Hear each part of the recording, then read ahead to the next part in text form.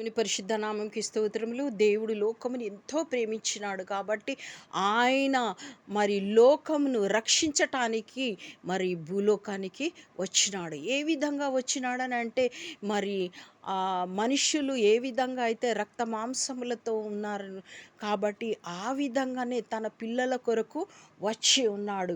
మరి తన పిల్లలు అని ఏ విధంగా చెప్పగలుగుతాము అని అంటే బైబిల్ ప్రకారము యెషయా 57:16 చివరిలో నేను పుట్టించిన నరులు క్షీణించిపోదురు.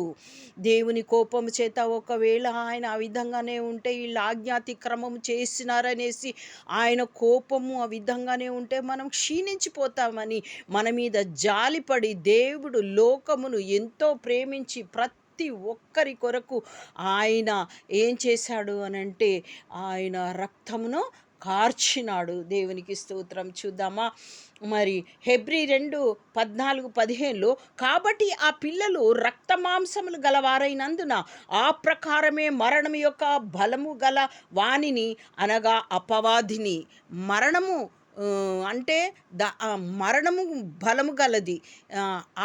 అది ఏంటిది మరణము అనంటే అపవాది. ఆ అపవాదిని మరణము ద్వారా నశింప చేయుటకు ఆ మరణాన్ని అంటే అపవాదిని అపవాది ఏంటిది మరణం. మరణాన్ని మన యేసుక్రీస్తు వారు వచ్చి మరణము ద్వారా నశింపచేయుటకు మరి జీవిత కాలమంతయు మరణ భయం చేత దాసత్వమునకు మరణమునికి దాసత్వంగా మనం ఉండకుండానట్లు లోబడిన వానిని విడిపించుటకు మనం ఆ విధంగా లోబడి ఉన్నాం. మరణానికి మనము లోబడిపోయి ఉన్నాం. అటువంటి లోబడి ఉన్నటువంటి మరణానికి దాన్ని విడిపించుటకు ఆయన కూడా మనలాగే రక్త మాంసంలో పాలువాడాయి. ఆయన ఆదికాండం అంటే యోహాను సువార్తలో 1 మరి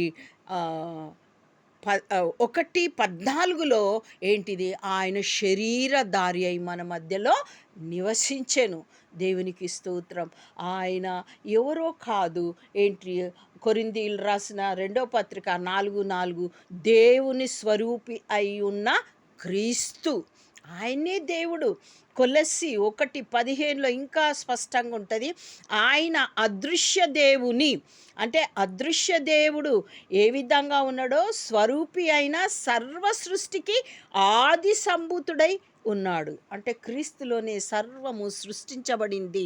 ఆయన ద్వారానే నరుడు కూడా పుట్టిండు. అదే యెషయా 57:16 చివర్లో నేను పుట్టించిన నరులు క్షీణించిపోవుదురు అని ఆయన శరీరధారి అయి వచ్చినాడు.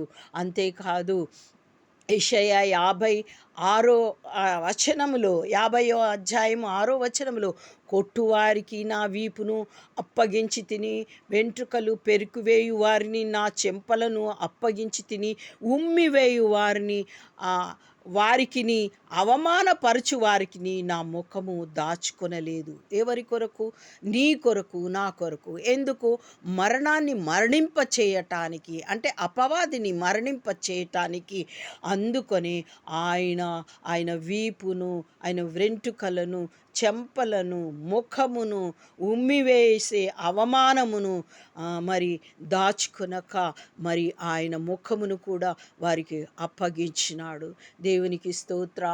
మరి అటువంటి దాసత్వము నుండి మనల్ని ఆయన కృపచేత హెబ్రీ 2:9లో దేవుని కృప వలన ఆయన ప్రతి మనుష్యుని కొరకు మరణమును అనుభవించినాడు. స్తోత్రం. ప్రతి మనిషి కొరకు ఆయన మరణాన్ని అనుభవించినాడు. దేవునికి స్తోత్రం. ఆ విధంగా ఆయన మరణించి ఉన్నాడు. మరి